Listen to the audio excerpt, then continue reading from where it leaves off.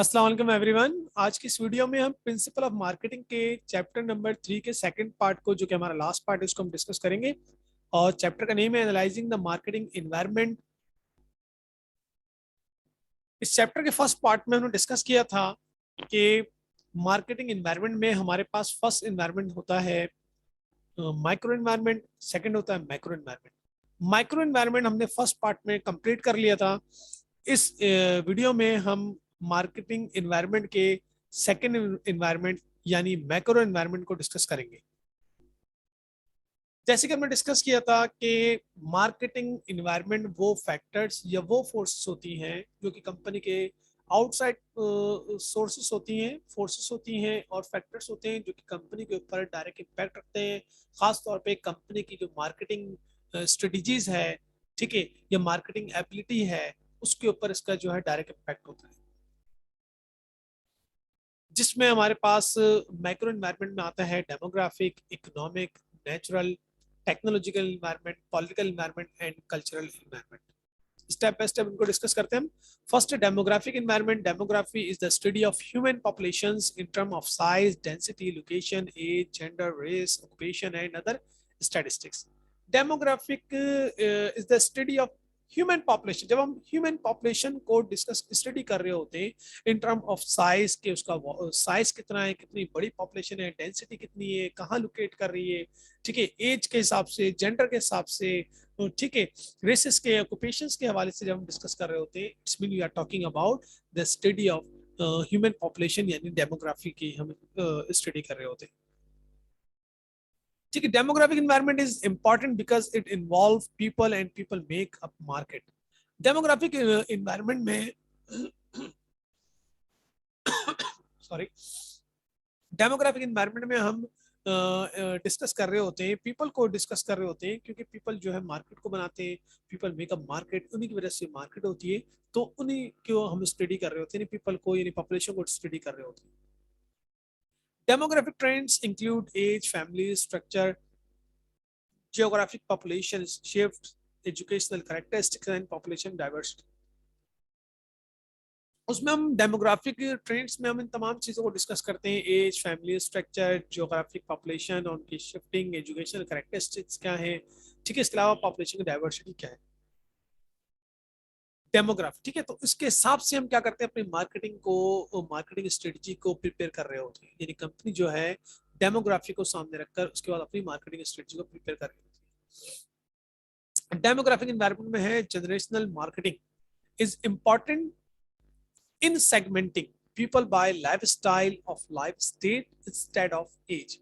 यानी generational marketing के अंदर जो है वो इसलिए इंपॉर्टेंट है कि उसमें जो है पीपल की जो सेगमेंटेशन होती है वो लाइफस्टाइल के हिसाब से कर रहे होते हैं आप, ना कि उनकी एज के हिसाब से, उनका लाइफस्टाइल क्या है। ठीक है, इसमें आपको ये मजीद क्लियर हो जाएगा। इसमें हमने buying behaviours of fourth generation at a glens इसमें डिस्कस किए हैं। बाइंग बिहेवियर हमने डिस्कस किया है जनरेशन वाइज, है फोर्थ जनरेशन हमने इसमें डिस्कस किए। फर्स्ट जनरेशन है बेबी बूमर्स, ठीक है, जो कि 1946 से 1964 की जनरेशन है। सेकंड है आपकी जेन एक्स एंड जनरेशन एक्स, जो कि 1965 से 1980 तक है। फिर माइलेनियस है जो कि 1981 से 1996 में की जनरेशन है। और फिर जेन जेड है जो कि 1997 से 2012 की जनरेशन है। ठीक है, फर्स्ट अगर हम इसके पार्ट की बात करें तो फर्स्ट पार्ट जो है, देखिए, स्टडी की गई United nation, sorry, United state of America की स्टडी है। तो फर्स्ट जो बेबी बूमर्स हैं वो उनकी जो क्वांटिटी है, ठीक है, वो परसेंटेज है, वो पॉपुलेशन है, वो 33.6% पॉपुलेशन है। इसके अलावा सेकंड की 20.3% है, थर्ड की 24.7%, और फोर्थ पॉपुलेशन की जो क्वांटिटी है या ये जो पॉपुलेशन है वो 21.5% पॉपुलेशन है इस वक्त अमेरिका में। ठीक है, अच्छा भाई, अगर फन फैक्ट की बात करें तो बेबी बूमर्स जो हैं वो कंट्रोल करते हैं 70% of the disposable income in the United state of America. यानी इनके पास जो डिस्पोजेबल इनकम है, 70% कंट्रोल डिस्पोजेबल इनकम का इनके हाथ में है। इनके पास 70% जो अमेरिका की जो डिस्पोजेबल इनकम है वो इनके पास है। सेकंड की बात करें तो इनके पास जो है generation X has more spending power than any other generation. इनके पास जो परचेजिंग पावर जो है दूसरी जनरेशन के मुकाबले में बेहतर है। ठीक है। थर्ड क्या है, coming into their prime buying years. तो ये इनके पास भी जो है, कह सकते हैं कि बाइंग पर जो पावर है वो भी इनके पास भी बेहतर है। प्राइम बाइंग ईयर्स, इनकी जो ईयर्स है प्राइम है, ठीक है, आला ईयर्स है, इन्होंने इसमें बड़ी इन्होंने जो बाइंग की। अच्छा, जेन जेड की बात करें तो जनरेशन जेड जो है never experience life without the internet. इन्होंने ये भी बिल्कुल 2012 तक के इन्होंने डेटा लिया है, ठीक है। तो 1997 से 2012 तक की जनरेशन है, तो इसने इंटरनेट के अलावा कभी भी एक्सपीरियंस नहीं किया लाइफ को, ये इंटरनेट पे डिपेंड करती है, ठीक है। तो बाइंग बिहेवियर के हिसाब से बात करें तो फर्स्ट वाले के तो ये लॉयल होते हैं, बहुत ही ज्यादा लॉयल होते हैं, ये इन्होंने एक मरतबा जो चीज परचेज कर ली, बस ये वही चीज परचेज करते हैं बार बार। अच्छा, सेकंड जो पॉपुलेशन है, जनरेशन है, वो रिसर्चर होती है, रिसर्च से ज्यादा करती है, ठीक है, ऑनलाइन प्रोडक्ट को रिसर्च कर रही होती है। इसके अलावा जो थर्ड जनरेशन है वो मोबाइल डिपेंडेंट है, थर्ड और फोर्थ दोनों मोबाइल डिपेंडेंट है, दोनों मोबाइल डिपेंडेंट है, यानी मोबाइल के ऊपर डिपेंड करते हैं, यानी इंटरनेट पे डिपेंड करते हैं, हमें उनको जो चीज़ नजर आती है कि वो चीज़ परचेज करते हैं, ठीक है। तो तकरीबन अभी हम देखें लास्ट जनरेशन में हमारे पास ये वाली जनरेशन है जो कि 1997 से 2012 तक की जनरेशन है, ठीक है, मोबाइल डिपेंडेंट है, कंपैरिजन शॉप ऑनलाइन बहुत ज़्यादा कंपैरिजन करते हैं, ऑनलाइन शॉपिंग के हवाले से कंपेयर करते हैं, 10 जगह पूछते हैं देन वो परचेज करते हैं, create customer generated content and shops as a social event, ठीक है।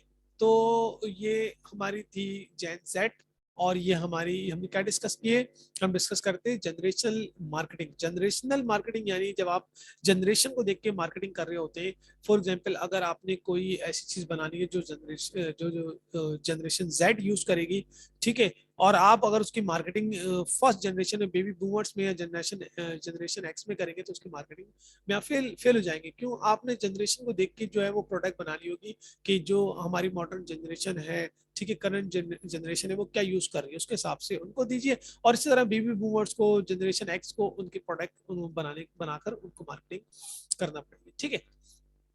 नेक्स्ट हमारे पास मैक्रो एनवायरनमेंट में आता है economic environment. Economic environment consist of factors that affect consumer purchasing power and spending pattern.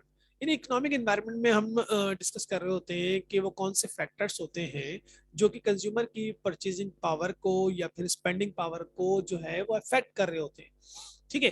तो इकोनॉमिक एनवायरनमेंट में हम डिस्कस करते हैं, इसके लिए हमारे बहुत अच्छी से एग्जांपल है, जैसे कि कोविड-19 को हम डिस्कस करते हैं इसके अंदर। जैसे कोरोना वायरस आया तो क्या हुआ भाई, कोरोना वायरस आने के बाद जो है लोगों की परचेजिंग पावर जो है उस पर डायरेक्ट उसका नेगेटिव इम्पैक्ट आया, यानी लोगों ने क्या किया, जो जिस तरह वो अपनी इनकम को कंज्यूम कर रहे थे उन्होंने उसको क्या किया, सेव किया, और उससे जो अपनी बेसिक नीड्स थी फर्स्ट वो पूरी की। इसलिए कोविड-19 के दौर में बहुत सारी जो है लोग, अगर पाकिस्तान की बात करें, अनएम्प्लॉयमेंट बहुत ज्यादा हो गई थी, ठीक है, और इसके अलावा जो है एक्सपेंसिव हो गई थी प्रोडक्ट, इसलिए कि इम्पोर्ट्स रुक गई थी, ठीक है, एक्सपोर्ट्स रुक गई थी, पूरे वर्ल्ड की इकोनॉमी जो है उसमें एक अजीब सा भूचाल आ गया था समझे। तो उसकी वजह से जो कंज्यूमर बाइंग पैटर्न था, ये बिहेवियर था, या जो कंज्यूमर परचेजिंग पावर थी, वो सबकी जो है पब्लिक की चेंज हो गई थी। सही बात है, वो बहुत ज्यादा चेंज हो गई थी। जब आपकी इनकम कम हो जाएगी तो आपकी परचेजिंग पावर भी चेंज हो जाएगी, ठीक है। तो इकोनॉमिक एनवायरनमेंट में दो तरह की इकोनॉमीज डिस्कस की है। फर्स्ट है इंडस्ट्रियल इकोनॉमीज, ठीक है, ऐसी इकोनॉमी जो कि इंडस्ट्री बेस होती है, तो वो क्या उसके बारे में लिखा है कि industrial economies are richer market, वो रिचर मार्केट है, यानी रिच मार्केट होती है, ठीक है। उनकी मार्केट जो है बड़ी स्ट्रांग होती है क्योंकि वो इंडस्ट्री पे बेस करती है, ठीक है। इंडस्ट्रियल मार्केट में जो है इंडस्ट्रियल इकोनॉमीज हमेशा एक डेवलप कंट्री कह सकते हैं कि वो तमाम कंट्री जो डेवलप हैं आज, वो उनके पीछे उनकी इंडस्ट्री है। नेक्स्ट है subsistence economies consume most of their own agriculture and industrial output। Subsistence economies वो इकोनॉमीज होती हैं जो कि अपनी ही जो भी प्रोडक्ट बना रही होती हैं एग्रीकल्चर से या इंडस्ट्री से रिलेटेड, जस्ट वो ही यूज करती हैं, अपनी ही प्रोडक्ट को कंज्यूम कर रही होती है, यानी इतनी बनाती हैं कि बस उनका गुजारा हो जाए। सबसिस्टेंस का मतलब होता है कि वो अपने गुजारे के लिए बनाती हैं। एक यानी सब्सिस्टेंस इकोनॉमीज ऐसी इकोनॉमीज जो कि अपनी प्रोडक्ट को बना के उसको यूज करती हैं, वो एग्रीकल्चर से रिलेटेड हो या फिर इंडस्ट्री से रिलेटेड। मैक्रो एनवायरनमेंट में नेक्स्ट है आपकी, सॉरी अभी इकोनॉमिक एनवायरनमेंट ही चल रहा है। Change in income, change in income यानी जैसे हमें पता चलता है कि भाई इनकम चेंज हो गई है, चेंज इन इनकम जो है आपका लाइफ स्टाइल को डिटरमिन कर रहा होता है कि आपका लाइफ स्टाइल क्या होगा इन फ्यूचर। अगर आपकी इनकम जो है कम हो जाती है तो फिर उसकी बेस पर आपका लाइफ स्टाइल पे उसका नेगेटिव इंपैक्ट आएगा, अगर आपकी इनकम इंक्रीज होगी आपके लाइफ स्टाइल पे उसका पॉजिटिव इंपैक्ट आएगा। ठीक है, तो next value marketing involve way to offer financially cautious buyer greater value, the right combination of quality and service at fair price means। देखिए जब आपकी इनकम जो है, अगर कोविड को सामने रखे, इनकम कम हुई आपकी कोविड के दौर में, कोविड 19 के दौर में जब आपकी इनकम कम हुई तो उसका इम्पैक्ट क्या आया? उसका इम्पैक्ट ये आया कि जो क्या कहते हैं ऑर्गेनाइजेशंस हैं, कंपनीज हैं, उन्होंने क्या किया, अपनी प्रोडक्ट को आप तक पहुंचाने के लिए उन्होंने जो है उसको आपको इंस्टॉलमेंट पे देने शुरू कर दिया। आप इंस्टॉलमेंट पे ले लें, अगर आपकी इनकम कम हो गई है तो आप इंस्टॉलमेंट पे ले लें। ठीक है, अगर आप जो है लीज पर लेना चाहते हैं तो लीज पर ले लें। ठीक है, इस तरह बैंक ने आपको लोन प्रोवाइड किया कि आप लोन ले लें और लोन के जरिए आप इसको परचेज कर लें।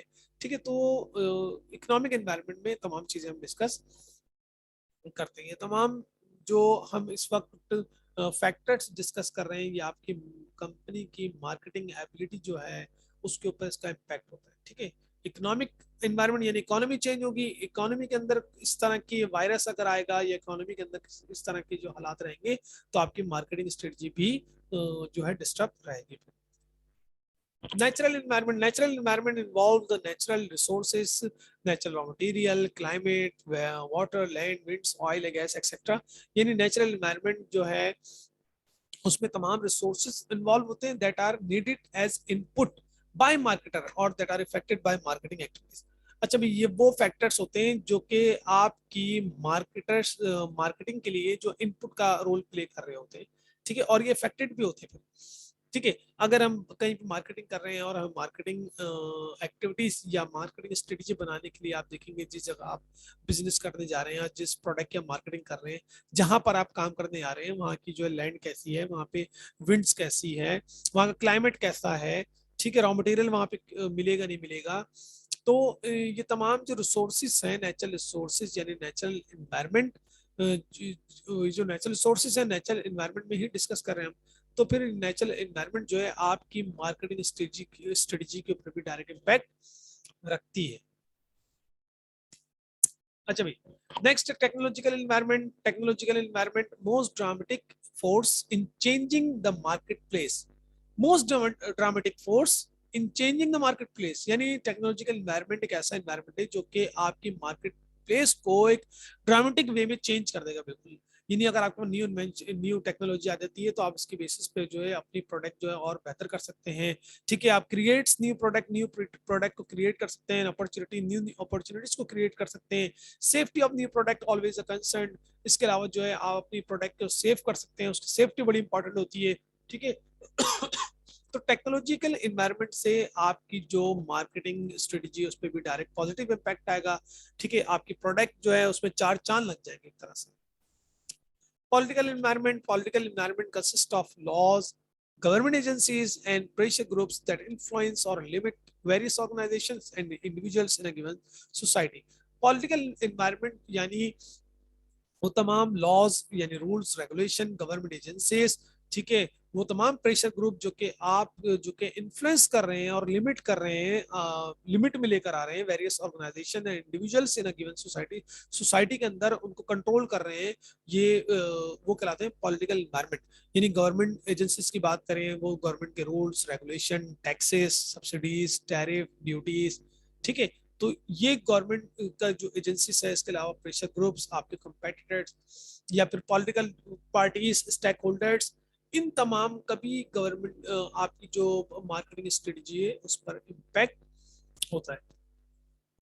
पॉलिटिकल एनवायरनमेंट में लेजिस्लेशन रेगुलेटिंग बिजनेस की बात करें, increase legislation, changing government agencies enforcement.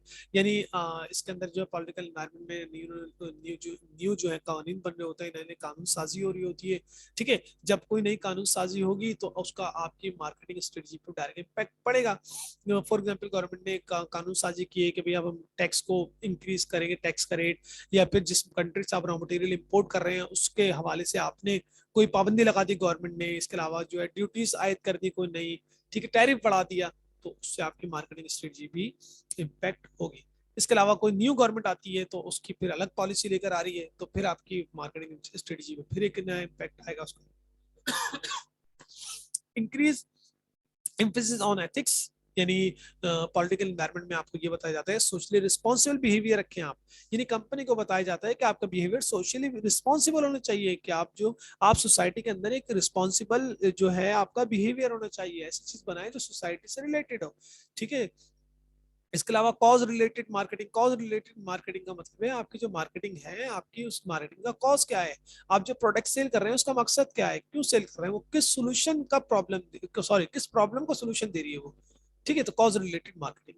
ठीक है, all these we discuss in the political environment. Next is cultural environment. Cultural environment consists of institutions and other forces that affect a society's basic values, perception and behavior.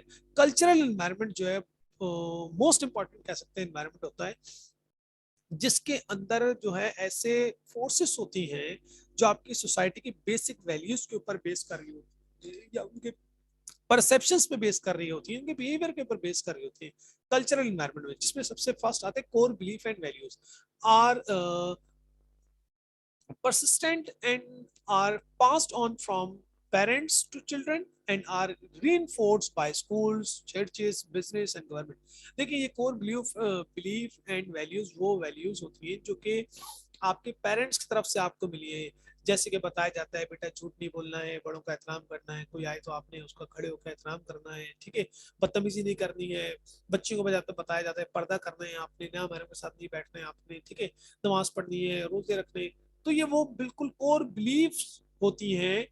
ठीक है, जिसके ऊपर आपने जब marketing strategy बनानी है तो उनको सामने रखना है कि क्या चीज हलाल है, क्या चीज हराम है। अगर कुछ चीज हराम है इस्लाम के अंदर तो आप वो प्रोडक्ट नहीं बना सकते।